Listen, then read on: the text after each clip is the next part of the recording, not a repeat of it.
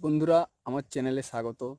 আজ আমি দেখাবো যে একটা বাড়ি যে তৈরি হচ্ছে, সেই বাড়ি বা একটা ইমারত তৈরি হচ্ছে, সেই ইমারতটা তৈরি করতে গেলে এটার মধ্যে যে কত কিছু জিনিস প্রয়োজন। তার মধ্যে এমন একটা জিনিস প্রয়োজন যেটা না হলে সেই ইমারতটা তৈরি হয় না। আর সেই ইমারতটা তৈরি করতে গেলে যে প্রচুর মানে শ্রমিকের প্রয়োজন হয়, সেই শ্রমিকরাই সেটা একটু একটু করে ইমারতটা তৈরি করে। তো যাই হোক, আমি আজ দেখাবো যে সেই ইমারতটা তৈরি করার জন্য কি এমন জিনিস যেটা একদম নিচ লেভেল থেকে তৈরি হয়ে আসে, একটা মাটি থেকে তৈরি হয়ে আসে, সেটাই দেখাবো।